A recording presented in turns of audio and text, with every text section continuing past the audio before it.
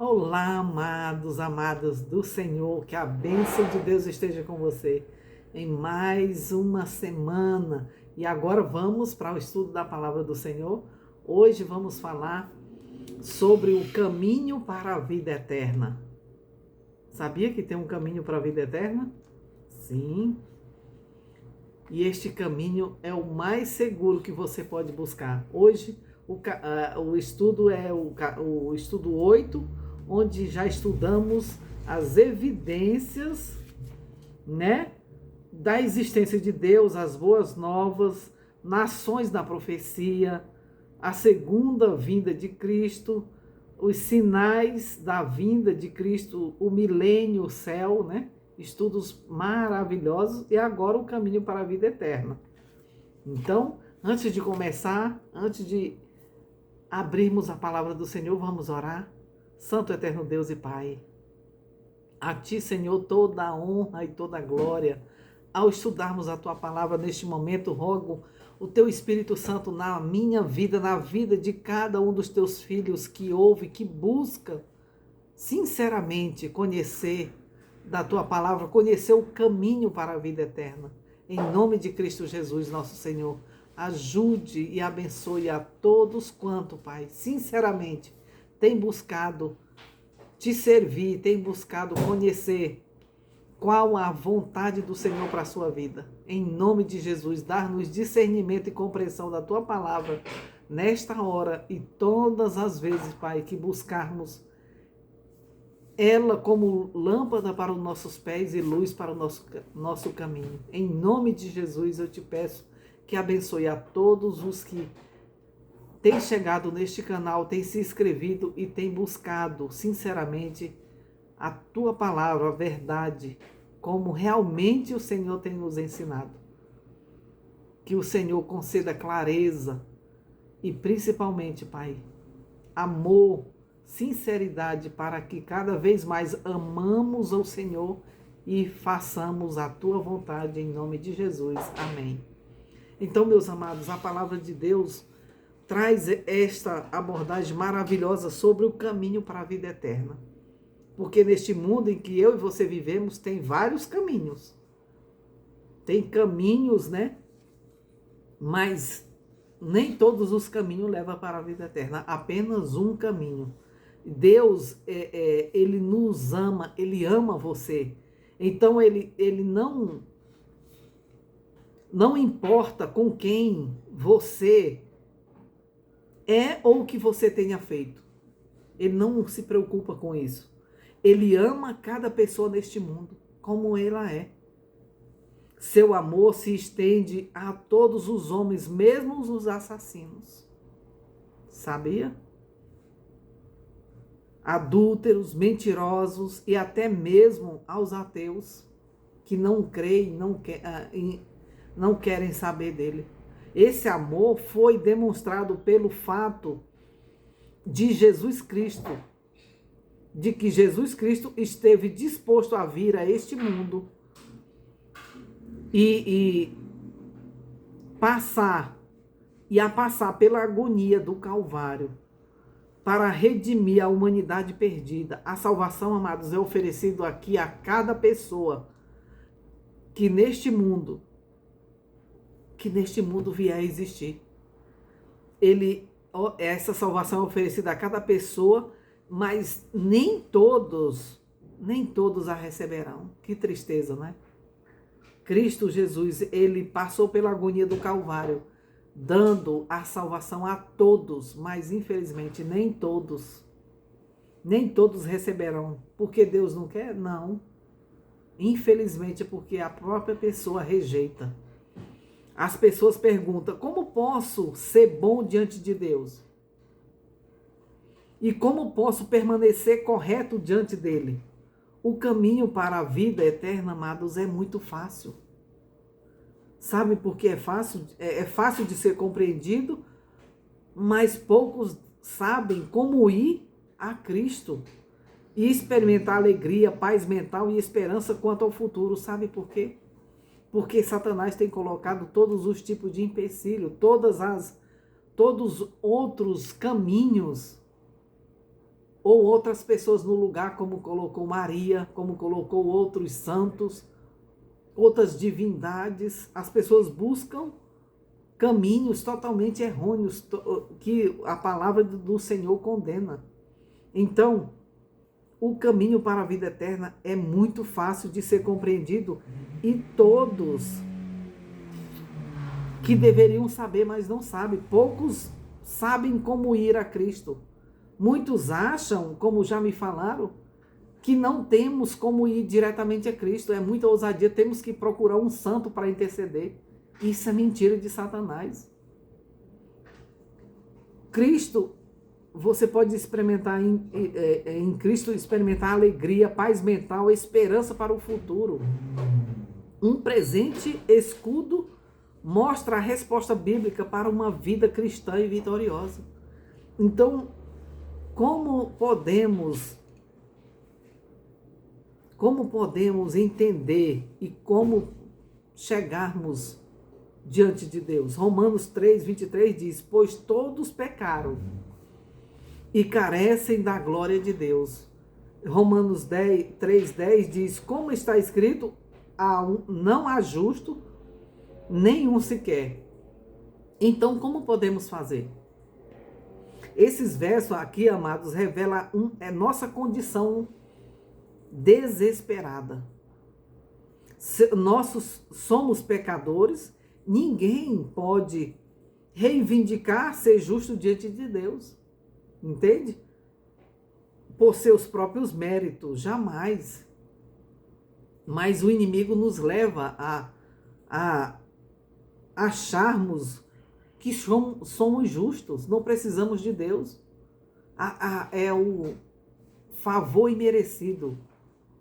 Eu sirvo a Deus, mas não preciso não, Ele já fez tudo por mim, não preciso mais guardar nada, não preciso obedecer, e é um grande engano. Então, não temos como ser justos diante de Deus por nossos méritos, porque todos pecamos, e o que significa que ninguém tem direito à vida eterna. Então, como termos e sabermos qual o caminho para a vida eterna? Romanos capítulo 6, versículo 23 diz: porque o salário do pecado é a morte, e o dom gratuito de Deus é a vida eterna em Cristo Jesus, nosso Senhor. Ele não fala que é em Maria, ele não fala que é em qualquer outro santo, em qualquer outra divindade, é unicamente Cristo. Nós merecíamos o pecado porque somos pecadores, mas Cristo, Ele nos deu a vida eterna. Ou seja, só resta a você e a mim escolher e aceitar. Simples assim. Ou seja, depende de mim e de você. A única recompensa para o pecador é a morte eterna. Mas essa é realmente, essa realmente compra. Mas a vida eterna é gratuita. Olha só, a única recompensa para o pecador é a morte eterna. Mas Jesus, Ele comprou com o seu sangue. E Ele nos dá essa vida eterna gratuita. É uma dádiva, porém, apenas a recebemos se só recebemos ela se você e eu aceitarmos. Não tem como. Nossa forma de vida indicará se somos verdadeiramente convertidos ou não. Não temos como enganar, não temos como comprar a vida eterna e muito menos a Jesus. Ele conhece e saberá através da minha e da sua vida se somos verdadeiramente convertidos ou não. Atos, capítulo 16, versículo 30 e 31 diz: depois, trazendo-os para fora, disse: senhores, que devo fazer para que sejam salvos?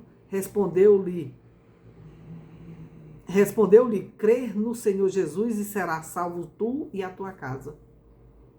Ou seja, como teremos a vida eterna? Apenas crendo.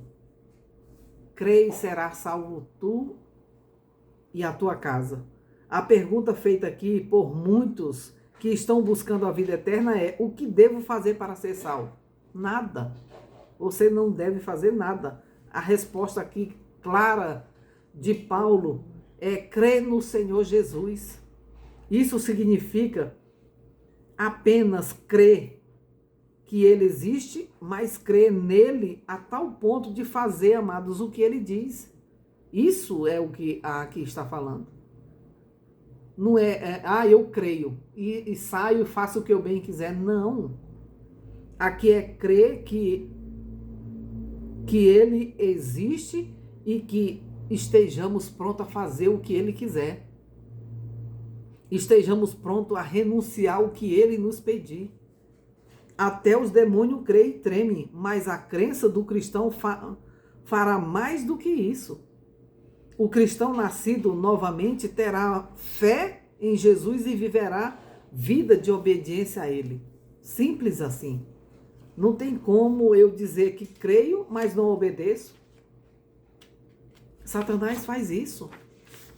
Ele crê, mas não obedece. Ele sabe, conhece, mas não obedece. E ainda se rebelou contra Deus e leva muitos e muitos a se perderem na rebelião com ele também. Há passos definidos a serem dados, amado, na senda da vida eterna. Primeiro, devemos crer. Segundo, arrependimento. Terceiro, confissão. Depois, o quarto, novo nascimento ou conversão. E há passos que eu e você devemos tomar. Quinto, obediência. Sexto, entrega. Então, no primeiro, João capítulo 3, versículo 16 diz: porque Deus amou o mundo de tal maneira que deu seu Filho unigênito para que todo aquele que nele crê não pereça, mas tenha vida eterna. Que maravilha! Precisamos de mais? Você precisa de mais e mais provas do amor de Deus e provas para que você receba a vida eterna de Jesus? Só este versículo já bastava, não é? O poder convincente do Espírito Santo, amado, nos leva a tomar a decisão. Podemos escolher crer em Jesus ou não. Olha como é precioso. O Senhor, além de ter sofrido todas as agonias na cruz do Calvário por amor de mim e de você, tomando a maldição da morte sobre si, a morte do pecado, porque o salário do pecado é a morte, lembra? Então ele tomou isso sobre si e deu a sua vida para mim e para você. Ou seja, eu aceito essa oferta, essa salvação de graça de Jesus, crendo ou não. Ele não nos força nada. Você é livre para escolher. Deus não força ninguém. Porém, se eu e você escolhermos crer, a maravilhosa promessa da vida eterna será a recompensa, amados. É maravilhoso, vale a pena. Segundo, arrependimento. Atos capítulo 3, versículo 19 diz: arrependei-vos, pois, e convertei-vos para serem cancelados os vossos pecados. Ou seja, para que o meu pecado, o seu pecado seja perdoado e cancelado, precisamos arrepender e confessar, né? Lucas capítulo 13, versículo 3 diz: eu vos afirmo, se porém não vos arrependerdes, todos igualmente perecereis. Sabe por que muitos têm morrido perdidos? Porque não se arrependeram e não se converteram, não pediram perdão ao Senhor. E infelizmente, amados, irão perecer no seu pecado. porque o Senhor ama o pecador, mas não tolera, não suporta o pecado. E se eu não largo o pecado, é como se eu estivesse segurando aqui o pecado. Ele vai ser destruído. E por que eu estou colado nele, não solto esse pecado, não solto ele, vou ser destruído junto com ele. O Senhor não quer destruir ninguém, mas vai ser uma realidade, porque as pessoas não se arrependeram e igualmente vão perecer. O verdadeiro arrependimento é uma dádiva de Deus. Tudo que eu e você fazemos e escolhemos, temos a ajuda do nosso Senhor. É a bondade de Deus que nos leva ao arrependimento e não algo pecaminoso que o homem busca. Tudo de bom que eu e você escolhemos fazer é dádiva de Deus. E tudo que eu escolher fazer contrário à vontade de Deus, é quem nos dá isso? O maligno. Veja bem, Deus que é quem leva a mim e a você ao arrependimento e não é algo pecaminoso que o homem busca. Porém, amados, novamente o homem é dado a possibilidade de escolher entre arrepender-se ou não. E nesse ponto, Jesus é muito enfático, é muito claro em tudo que ele faz: arrepender-se ou perecer. Não tem meio termo. Ah, tadinho dele, ele é tão bonzinho, vou levar a si mesmo. De forma alguma. O Senhor é enfático, é claríssimo. Ou nos arrependemos ou iremos perecer. Contudo, há dois tipos de arrependimento: o genuíno e o falso. Qual tem sido o seu? Você tem realmente se arrependido genuinamente ou falsamente? Por exemplo, o menino pode estar muito arrependido por sua má ação, porque será castigado. Sua tristeza é por ser punido e não pelo que ele fez, pela má ação que ele fez, entende? Então, portanto, a pessoa pode estar triste com o resultado do pecado, mas não pelo pecado em si. Olha que situação. Este tipo de arrependimento não é genuíno. O verdadeiro arrependimento, amados, é aquele que manifesta-se através da tristeza genuína pelos pecados cometidos. Este é o verdadeiro arrependimento. E Deus, como ninguém, Ele sabe e conhece a mim e a você. Não temos como enganá-lo. Salmo 51, versículo 7 e 10 diz: purifica-me com insopo e ficarei limpo. Lava-me e ficarei mais alvo que a neve. Cria em mim, ó Deus, um coração puro e renova dentro de mim um espírito inabalável. Façamos isso como Davi. Clamemos ao Senhor para que Ele crie em nós um coração puro, que Ele nos purifique, que Ele nos limpe e lave com o sangue do Cordeiro. O rei Davi aqui, amados, ele ficou verdadeiramente triste com seu duplo pecado. Adultério e a morte lá de... E a morte do marido. Urias, a morte de Urias. Esse pecado duplo, ele teve tristeza verdadeira e arrependimento. O assassinato e o adultério, ele caiu de joelhos rogando a Deus que purificasse a sua vida. Esse Salmo 51, ele rasga o seu coração diante de Deus, porque ele sabia que somente Deus poderia livrá-lo da morte eterna. Então ele pediu, rogou a Deus que purificasse sua vida. Ele sabia que o perdão de Deus baniria todos os seus pecados. Seu arrependimento foi sincero, pois ele não apenas se satisfaz com o ter seus pecados passados perdoados, como ele orou para que Deus para que ele não caísse novamente, para que Deus criasse nele, como ele diz, cria em mim, ó Deus, um coração puro. Era isso que Davi queria e clamava a Deus. Arrepender-nos verdadeiramente, amado, significa não buscaremos novamente, ou não buscar desejar pecar no futuro. É isso que ele fez. Aí vem o terceiro, né, que é a confissão. Foi o que ele fez. Ele confessou. Arrependimento sincero, genuíno. E ele cria. Ele crê no Senhor.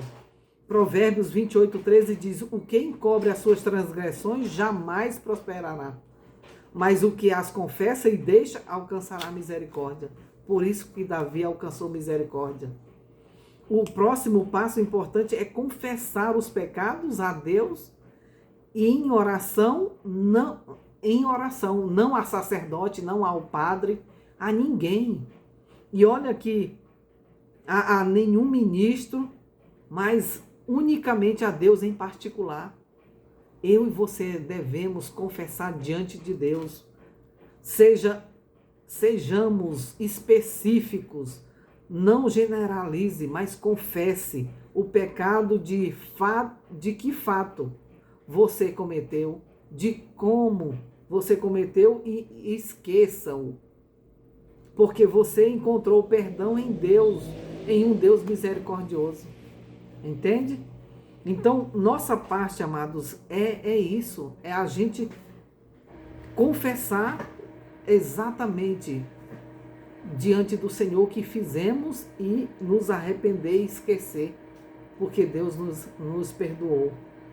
1 João capítulo 1:9 diz: se confessarmos os nossos pecados, Ele é fiel e justo para nos perdoar os pecados e nos purificar de toda injustiça. Aleluia, louvado seja Deus. Nossa parte é confessar os nossos pecados. A parte de Deus é perdoar a cada um de nós, a perdoar-nos.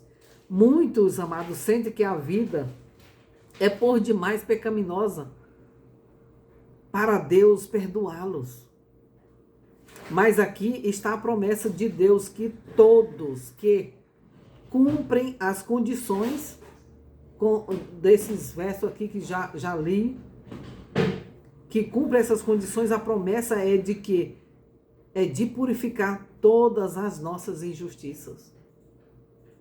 O Senhor não perdoa um nem dois, Ele perdoa todos, se nós confessarmos. Isaías capítulo 1, versículo 18 diz: vinde, pois, e arrazoemos, diz o Senhor.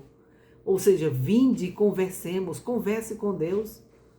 Ele chama para a mim e a você, não que eu e você venhamos a nos esconder como Adão. Adão e Eva se esconderam.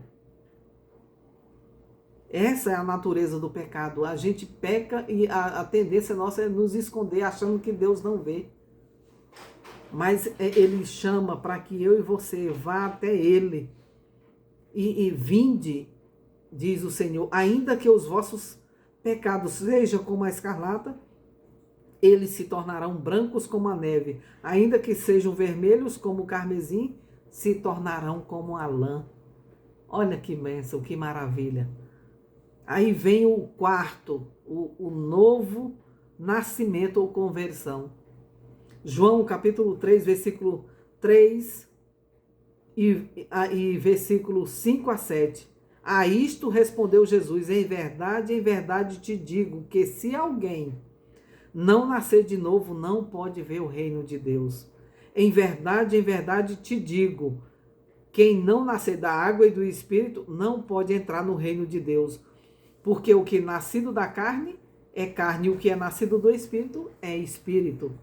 Não é de admirar, e não te admires de eu te dizer, importa-vos nascer de novo. Depois de tudo isso que você entendeu, crê, e se arrependeu, e confessou, aí o quarto passo é o novo nascimento, ou seja, a conversão, o batismo. Olha que bênção especial. João capítulo 3, versículo 3 e 5, fala exatamente isso. Importa-vos nascer de novo. Se os primeiros 3 passos foram dados, ocorrerá a experiência da verdadeira convenção, ou seja, o novo nascimento, né? A menos que as condições sejam atendidas, o reino de Deus não será visto, amados. Se não forem atendidos esses passos aqui, nunca veremos o reino de Deus.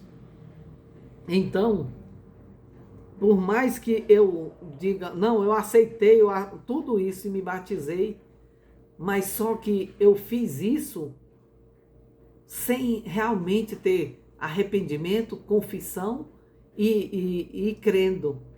Aí simplesmente aconteceu não um batismo, mas foi um banho. Não resolve de nada. Ou seja, o batismo, ao entrar na água ali, não é que ela tem um milagre, mas a palavra de Deus agindo, a transformação nossa de dentro para fora. Então aqui diz que se não tivermos essas condições atendidas, nunca veremos a Deus e não seremos salvos. Alguns sentem que a conversão deve ser miraculosa ou instantânea. E com alguns parece ser assim. Mas pode ser devido à atuação prévia do Espírito Santo. Há muito tempo o Espírito Santo já tem trabalhado em muitos corações que quando foca diretamente na palavra de Deus e aceita ali instantaneamente, já outros é mais cansativo e demorado. Ou seja, o Espírito Santo ele trabalha subitamente na pessoa e leva-o até o ponto da decisão. Não sou eu nem você que faz essa atuação, mas é o Espírito Santo. A única parte minha e sua é levar a palavra de Deus a todos aqueles que querem e buscam sinceramente. O restante é com o Espírito Santo.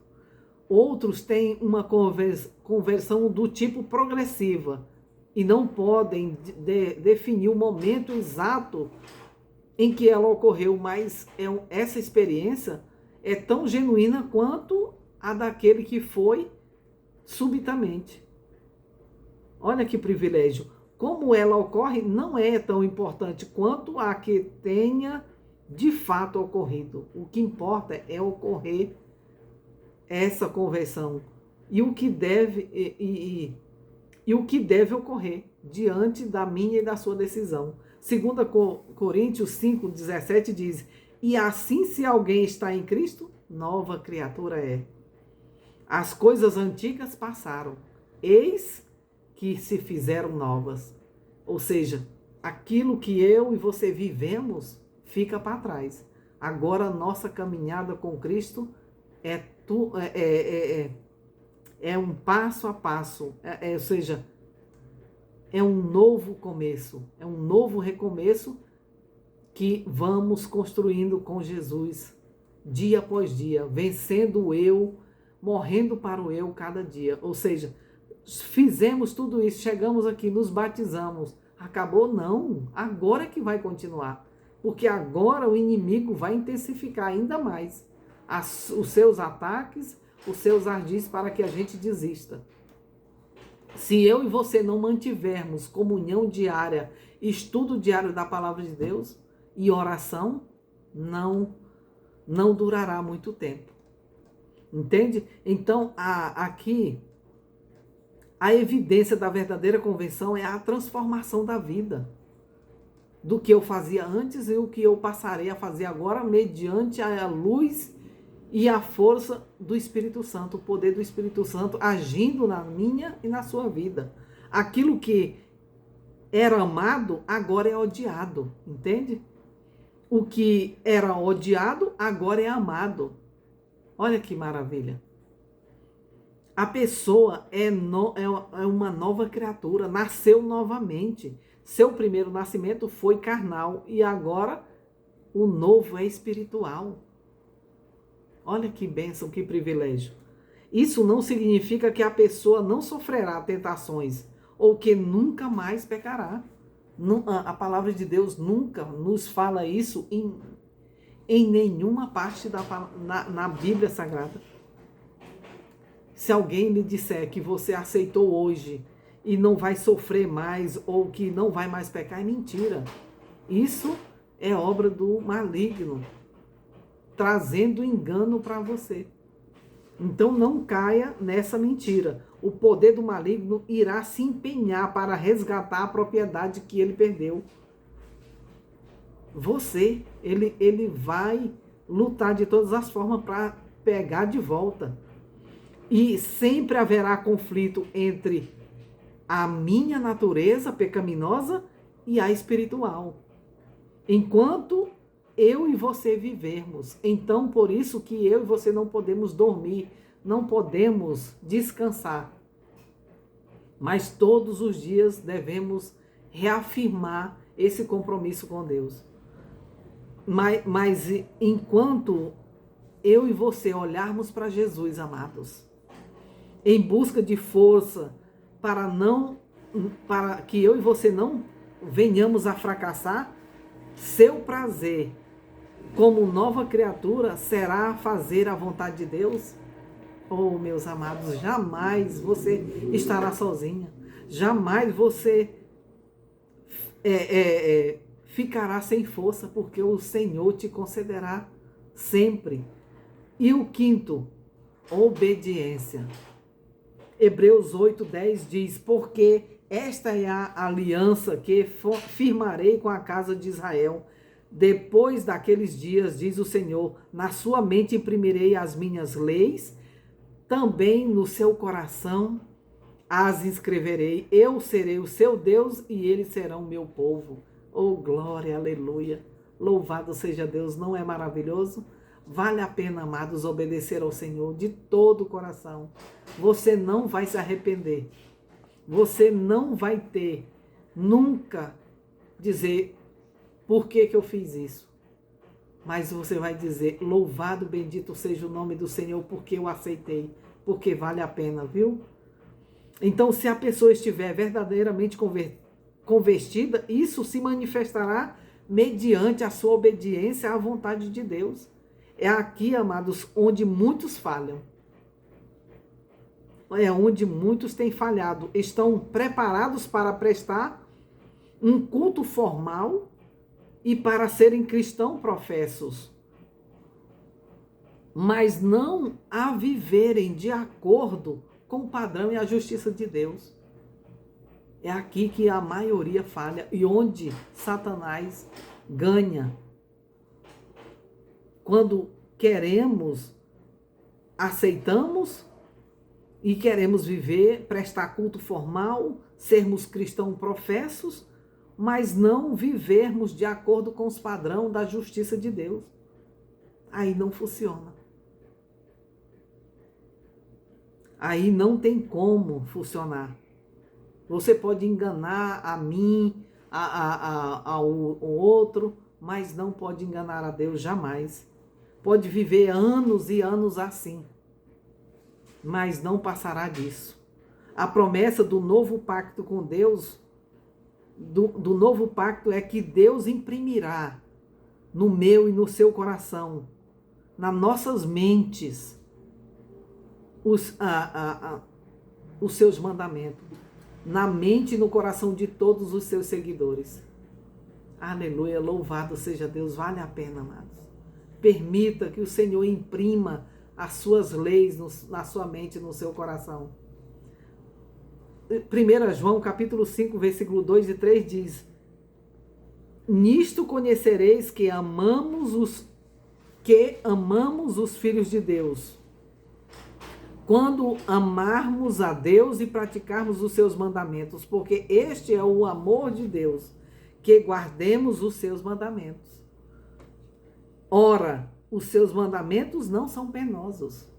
As pessoas usam as palavras do maligno dizendo que Deus lhe deu algo que é impossível. Não tem como Não tem como nós guardarmos os mandamentos de Deus, não tem. Eu sozinho e você sozinho não, mas com o Senhor não tem como. Não tem como não guardarmos como o Senhor deseja, né? Então a prova do amor de Deus é a obediência aos seus mandamentos. Este é o sexto passo. O sexto passo, o quinto passo, obediência. O sexto passo é a entrega. Se não houver entrega, nenhum desses 5 passos aqui, crer,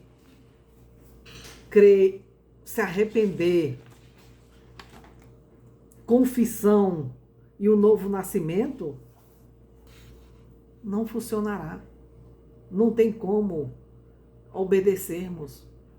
Então, aqui em 1 João 2, 3 e 4 diz: ora, sabemos o que temos conhecidos por isto, se guardamos os seus mandamentos. Aquele que diz eu o conheço e não guarda os seus mandamentos é mentiroso, e nele não há verdade. Então, todos aqueles que você tem ouvido pessoalmente ou online, aonde quer que você vá, que diga que serve a Deus, mas se não guarda os seus mandamentos, porque os filhos de Deus, 1 João 3, 2, 3 e 4 diz que os filhos de Deus são conhecidos por isto, os que guardam os mandamentos de Deus. Se não guardamos esses mandamentos de Deus, a palavra de Deus é clara, que o Senhor diz, que a pessoa diz, eu o conheço e não guarda os seus mandamentos, é um mentiroso, é filho do diabo, não de Deus. Simples assim. Não tem meio termo. Você dizer que conhece a Deus, mas não guarda os seus mandamentos, ou guarda só 9, mas não, o sábado foi abolido, é só dos judeus, ou seja, você é filho do diabo. Não existe verdade em você é mentiroso, porque está dizendo que Deus é mentiroso. Entende? Não tem como eu dizer que sirvo ao Senhor deixando um só que seja dos seus mandamentos fora. Eu posso... então 99 não é 100% verdade, ou seja, é mentiroso. E não há verdade em você. A palavra de Deus, ela é claríssima nisso. Essas palavras são muito fortes. Sim. O Senhor, ele não passa a mão na nossa cabeça. Mas ele fala o que é real. Ou você aceita por amor, ou simplesmente sai, né? Olha só, essas palavras, amados, são fortes, pois elas mostram, sabe o quê? O fator que faz separação entre as ovelhas e os cabritos. Professar ser cristão e não seguir os mandamentos de Deus é viver uma mentira. Entende? É o que o mundo hoje está vivendo, uma mentira. Ai, bate nos peitos, eu sirvo a Deus. Não, você serve aos seus gostos, ao que você acha e pensa. Não o que diz, assim diz o Senhor. Então, está vivendo uma mentira, uma hipocrisia. A menos que esse passo de obediência voluntária seja dado, nunca veremos o reino de Deus. Você pode ver aí Mateus 7, 21. Não tem como. Gálatas capítulo 2, versículo 19 e 20 diz: estou crucificado com Cristo, logo já não sou eu quem vive, mas Cristo vive em mim. E este viver que agora tenho na carne, vivo pela fé no Filho de Deus que me amou e a si mesmo se entregou por mim. Oh, amados, como não amar, como não aceitar nos entregar a um Deus tão grandioso e maravilhoso que deu o seu Filho, que se sacrificou, que teve uma morte horrenda por amor de mim, de você. Como não entregar para um Deus tão grandioso e maravilhoso assim? A obediência, amados, não é obtida por esforço. Jamais. É alcançada pelo poder de Cristo vivendo em mim, vivendo em você, vivendo na pessoa. Não obstante, cooperamos voluntariamente no lado da obediência. Todas as nossas vitórias sobre a tentação e nossas realizações no viver cristão podem apenas ser creditadas a Ele. Entende? Não podemos jactanciar-nos e não nos gabar, mas tudo são méritos unicamente de Cristo que faz essa mudança, essa transformação em nós, cooperando com nós voluntariamente. A menos que Cristo viva em nosso interior, no meu e no seu interior, nada somos. Mas quando Ele habita em nós, passamos a ser o seu precioso tesouro. Olha que bênção, que privilégio. É como quando os discípulos chegavam, as pessoas viam neles a imagem de Deus, a imagem de Jesus. É isso que devemos viver. Permitir que Ele habite em nós e sermos o seu tesouro precioso. 1 João 5,13 diz: estas coisas vos escrevi a fim de saberdes que tendes a vida eterna. Olha só, nós já temos a vida eterna. A vós outros que credes em o nome do Filho de Deus. Se você e eu cremos no Filho de Deus, aceitamos essa vida eterna que Ele nos dá gratuitamente. Não é por esforço. Você e eu não podemos fazer nada. As obras, ela acompanha a vida de um filho de Deus salvo. Não é que as obras vai salvar, mas Cristo é quem nos salva. Portanto, amados, podemos ter absoluta confiança na promessa da vida eterna. A batalha sobre o pecado foi travada e vencida no Calvário. E eu e você podemos vencer em nome de Jesus. Agora, tudo que eu e você temos que fazer é nos submeter a nossa vida a Ele, e a vitória e a recompensa se tornarão uma realidade na minha e na sua vida. Você não quer isso para a sua vida? Você não quer isso para seus amigos, para a sua família? Em nome de Jesus. Meus amados, tudo foi provido para mim e para você. Foi provido para você. Receba a dádiva da salvação. Jesus pagou elevado preço para redimi-lo. E tudo que você pode fazer em troca é a sua vida. Tudo que Ele pede de você é a sua vida. Para te controlar, para te privar de tudo que você gosta, não. Para te dar salvação. Olha que maravilhoso, que bênção. Se você conservá-la para si, se você conservar a sua vida para você mesmo, você vai perdê-la. Irá perder a eternidade. Mas se você hoje entregar a sua vida nas mãos do Senhor, Ele experimenta, e você vai experimentar. Você vai experimentar a verdadeira satisfação. Felicidade agora, neste mundo. Aí você diz, como é que eu vou sofrer e ter felicidade? Vai ter, mesmo diante das dificuldades de sofrimento, você vai ter uma felicidade que não é deste mundo, não é das coisas que você tem, ou você vem adquirir, mas vem do Senhor, que vive dentro de você. Então você experimentará verdadeira felicidade agora e na vida eterna no futuro. Então, meus amados, em nome de Jesus, você aceita hoje Jesus em seu coração? Você aceita